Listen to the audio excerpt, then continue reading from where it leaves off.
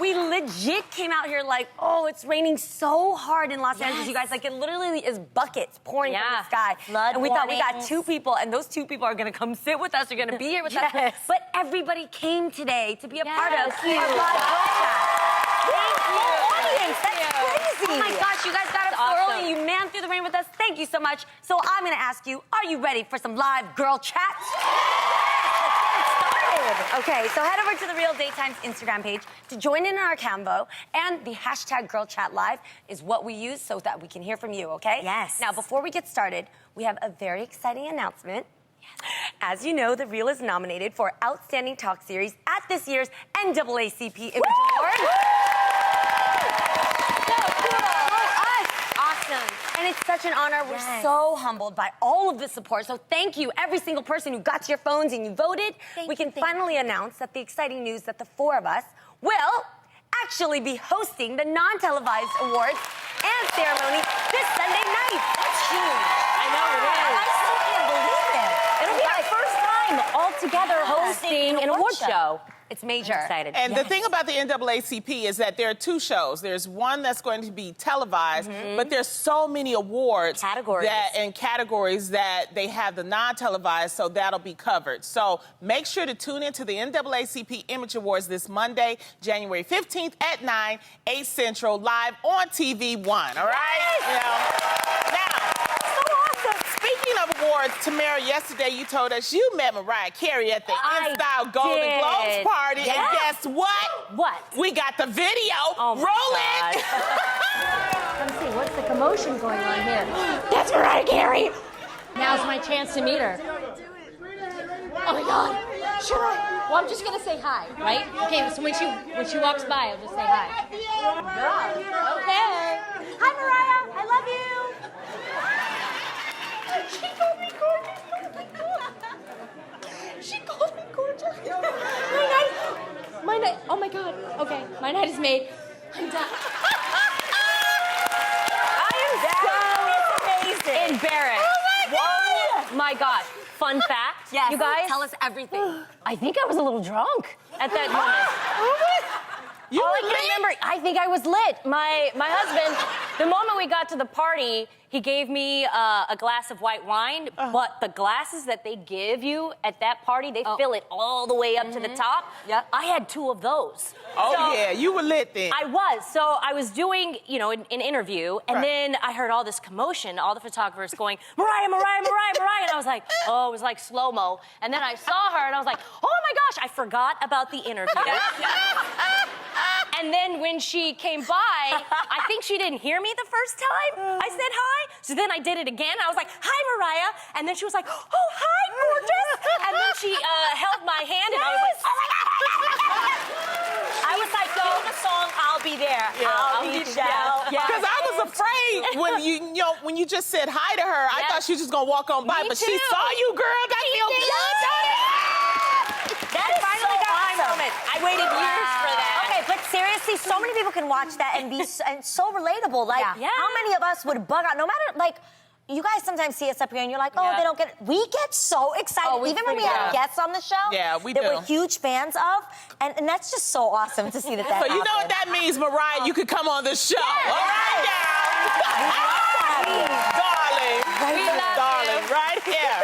Yes, you know what? This is a great awards time, but now there's the worst awards ad of 2018. It goes to the clothing retailer H&M. H&M was forced to apologize this week for posting an ad on their British online store, which featured a black child wearing a hoodie with the slogan, "Coolest monkey in the jungle." The ad was met with disgust and outrage from many, including singer The Weeknd, who tweeted that he was deeply offended and would no longer be working with the company in the future. The hashtag boycott H&M also began trending everywhere on social media. Following the controversy, H&M pulled the ad from their websites and issued a statement saying, in part, "We're deeply sorry the picture was taken and we regret the actual print. We'll thoroughly investigate why this happened to prevent this type of mistake from happening again."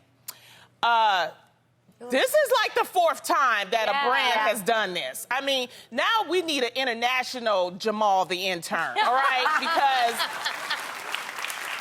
you know what I say? You need a black person. It's usually that intern that's in the corner. Y'all don't pay no attention to him. completely His name agree is with Jamal, and Jamal will tell you, dude, this ain't cool, all right? Yeah, I'm But trying to let taking you it a guys step know. further, come on, I don't care what race you are. You know that that's just wrong. Well, I will at this say, point, we have but- to take it a step further than Jamal. Like, a white person should be able to look at that and be like, how about we don't? No. Common sense. Well, Explain. This is the thing. I actually have an amazing white friend who adopted a beautiful black girl, and someone in her extended family came to her and was like, "Oh my gosh, you have the cutest little monkey. She's so cute." And she said, "What? No, no, no, no, no, no, no. You can't say that word." You know, and a lot of the times it comes out of ignorance, and they're not culturally sensitive. So I gotta give it up to my friend for culturally educating her white family member that, look, listen, you can't say those words. So what I think, it's sad that we even have to do this. There should be maybe classes or courses that corporate, businesses should take, like, and say, look, you can't say this word, you can't say this word, you can't say derogatory, racial slurs or terms that are going to affect people. Yes. You have to educate these people, and I think maybe sometimes they just In the UK, they don't know. they But say- it's like common sense. But in the UK, calling a child a monkey means the child is mischievous. Mischievous. And what she And did. calling an adult a cheeky monkey means that they're being a bit naughty. Well, So- and what this woman said, and she was American, and what she literally said to, her family member, she said, well, I'm so sorry. I didn't mean to say that because I call my child a monkey. My child is always climbing up on me, and she's like, oh my God, my cute little monkey. I love my son. And sometimes they're not aware. It's done with bad cultural intention. ignorance, and they need to be educated. Yeah. Y'all need to take responsibility in educating yourself. I'm gonna stack on top of that. Yeah. It's not only ignorance, but it's actually laziness at its worst. Yeah. Here's why. When you have a global brand like H&M, there are departments and there's a process. That picture doesn't just get snapped and then it gets taken on there. Absolutely. There's a theme, there's a launch connection, bottles are then picked, then they place it out, lay it out, and they match up who it is. There's a stylist, there's executives there that approve the pictures. Once the pictures are selected, then they actually take it down to the next person in charge who picks out which one goes online, which one goes out in catalog, and then it's all taken to the top. This is ignorance and laziness, because for a global brand like H&M, they need to be conscientious about each part that goes out, and then we... Or maybe they did this on purpose. Oh. You think so? Go ahead, finish. Yes. Finish. All to say, this is why we have to be careful, because when it comes to clothing, I'm very conscious about ethically made, morally responsible brands. I've boycotted some brands, even like Forever 21, just because they're not responsible about the manufacturing, who they hire, the pay wage that they're taking care of in different countries. So when it comes to H&M, I'm sorry, but it's a big fault, you guys. There's no excuse when it comes to the irresponsible move and all the laziness that it took to just get this picture out there and then apologize. It doesn't wash off that easy. We saw it, we see it, and we have to be responsible to just make sure that we're not walking advertising. And is it obvious to me that they don't have a diverse team? Because obviously a person of color, especially a black person, is going to say, Nah, wait a minute. ma'am. Yeah, this That ain't was it. it. Jamal, the intern, would have helped them out. I mean, you got to have somebody around Okay, you. I have to ask another question that I saw a lot online as well, which was, where was the kid's parent? Yeah. But see, okay, let me say this. You don't know the nationality of that kid. So you don't know if that kid's, parent is, maybe they're British, maybe, we don't know that situation, because a lot of people's like, what about, we're looking at it from the American point of view. standpoint. You got to look at it from the European. worldwide point of view, in my opinion. That's what I think. And that's why I'm saying we are all walking advertisements right now. You guys are all advertising the brands you wear. Be careful when your kid is going out there modeling. We know what it takes to get a manager and representative. Some people don't have that. So when you have a kid that's out there in the field, you've got to be really responsible to do your homework and make sure to see every image they put out, make sure you approve of it, and that they're not representing something like this. Yeah, Tam was a kid star, and your mom managed you. I'm sure she never would have let something fly like this. No. She would have pulled me from the shoot immediately. Yeah. She would have been like, No, that's what we're not going to do. We're not doing this. Yeah. Someone else else who decided to speak out against the ad was NBA superstar LeBron James, who took to Instagram and posted what he felt was a corrected version of the ad, saying, quote, H&M, you got us all wrong. When I look at this picture, I see a young king, the ruler of the world, an untouchable force that could never be denied. I love it. And a lot of people did that. A lot of people went and they remixed. They remixed the ad and added like king and took off the monkey part. And I think a smart move that H&M should do is actually make a shirt like this now and give LeBron James like 50% of the proceeds. Maybe even 100%. Just saying. Yeah. You know, what are the people saying? Okay, we have @Beauty Butterfly said the ad is racist and insulting and disrespectful and callous and ignorant and idiotic and foolish and poorly planned and executed. There is no other way around it. You also have @Janice B said, do they really have not one person in the entire company that could have said, maybe this is a bad idea?